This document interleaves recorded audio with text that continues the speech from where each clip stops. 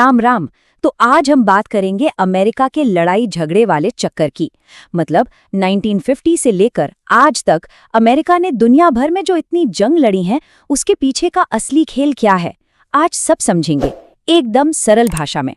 तो देखिए, सबसे सीधा और सबसे बड़ा सवाल तो यही है कि भैया अमेरिका दुनिया के कोने कोने में जाकर लड़ाई करता ही क्यों है? आखिर वो हर जगह अपनी टांग क्यों अड़ाता है? अब देखिए, एक बहुत बड़े विचारक हुए हैं नोम चॉम्स्की। वो कह गए हैं कि असली वजह तो सिर्फ दो हैं, पैसा और चौधराहट। बाकी सब तो आप समझिए बस कहने सुनने के लिए बहाने हैं।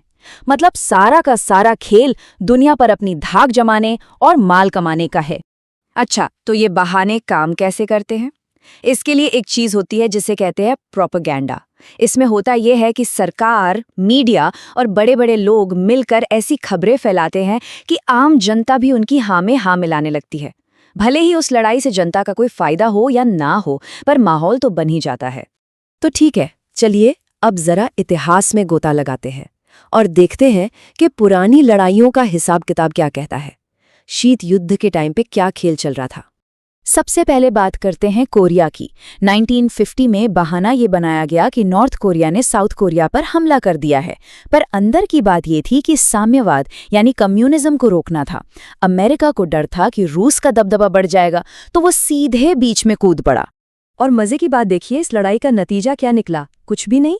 एक ऐसी लड़ाई जो आज तक टेक्निकली खत्म ही नहीं हुई है, बस रुकी हुई है, और कोरिया आज भी दो टुकड़ों में बटा हुआ है।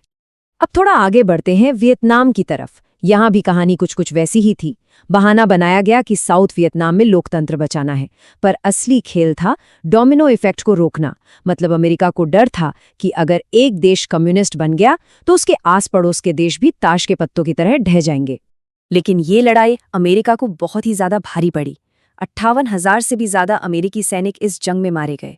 वियतनाम के लोगों ने ऐसी छापामार लड़ाई लड़ी कि अमेरिका की नाक में दम कर दिया। और हुआ क्या? आखिरकार अमेरिका को वहां बुरी तरह से हार का सामना करना पड़ा। ये उसके लिए एक बहुत बड़ी बेइज्जती थी और उसे अपनी सेना वापस बुलानी पड़ी। और जिस कम्युनिज्म को रोकने गए थे, आखिर में वही हुआ। पूरा वियतनाम कम्युनिस्ट बन गया। खैर, शीत युद्ध खत्म होने के बाद खेल थोड़ा बदला। अब लड़ाई का नया नाम था तेल और ताकत। जैसे कि 1983 में ग्रेनेडा पर हमला हुआ। बहाना क्या था कि वहां फंसे अमेरिकी छात्रों को बचाना है, पर असली मकसद था वहां की समाजवादी सरकार को उखाड़ फेंकना और अपने पड़ोस में रूस का असर कम करना। फिर 1989 में पनामा का नंबर आया। यहां बहाना था कि वहां का नेता ड्रग्स का धंधा कर रहा है, लेकिन असलियत ये थी कि अमेरिका को पनामा नहर पर अपना कंट्रोल रखना था। और मजे की बात तो ये है कि वो नेता नोरिएगा कभी अमेरिका की खुफिया एजेंसी CIA के लिए ही काम करता था। जब बात बिगड़ी तो उसे हटा दिया। इसके बाद तो अमेरिका का पूरा ध्यान पश्चिम एशिया पर चला गया, जहां तेल का भंडार था। देखिए, 1991 में खाड़ी युद्ध, 2001 में अफगानिस्तान, 2003 में फिर से इराक और 2011 में लीबिया। मतलब एक के बाद एक। इराक में तो दो बार जंग हुई। 1991 में कहा कि कुवैत को आजाद कराना है। ठीक है, कुवैत आजाद हो गया, पर सद्दाम हुसैन वहीं गद्दी पर बैठा रहा। फिर 2003 में हल्ला मचा दिया कि सद्दाम के पास परमाणु हथियार हैं। हमला हुआ, सद्दाम को फांसी भी हो गई, पर कोई हथियार नहीं मिला। उल्टा देश में ऐसा गृह युद्ध छिड़ा जो आज तक शांत नहीं हुआ है। और अब अफगानिस्तान की कहानी।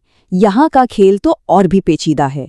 बहाना था 9/11 हमलों के बाद अल-कायदा को खत्म करना, पर असली खेल उस तालिबान को हटाना था जिसे कभी अमेरिका ने ही रूस के खिलाफ लड़ने के लिए पैसा और हथियार दिए थे। मतलब अपना ही बनाया सांप जब डसने लगा तो उसे मारने चल दिए। इस 20 साल लंबी लड़ाई में 70,000 से ज्यादा बेगुनाह अफगानी नागरिक मारे गए। तो सोचने वाली बात है कि ये मानवाधिकार की बातें आखिर जाती कहाँ है?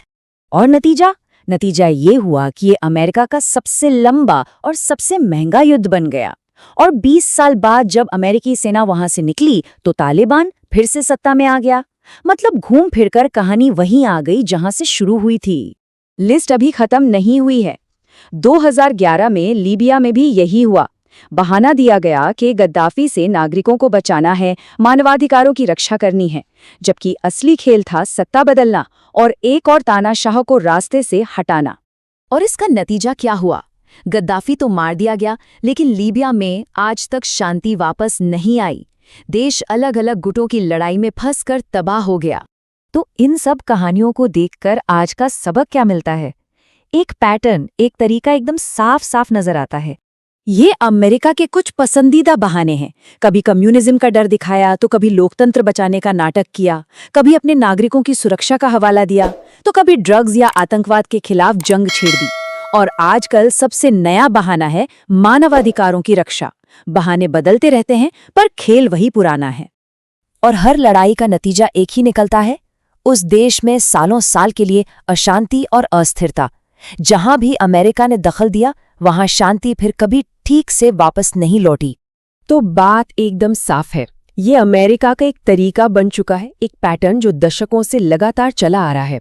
तो अब आखिर में एक सवाल, इतना सब कुछ देखने और समझने के बाद क्या लगता है, क्या अमेरिका का ये लड़ाई वाला चक्कर कभी बदलेगा, या फिर ये खेल ऐसे ही चलता रहेगा? इस पर सोचिएगा जरूर।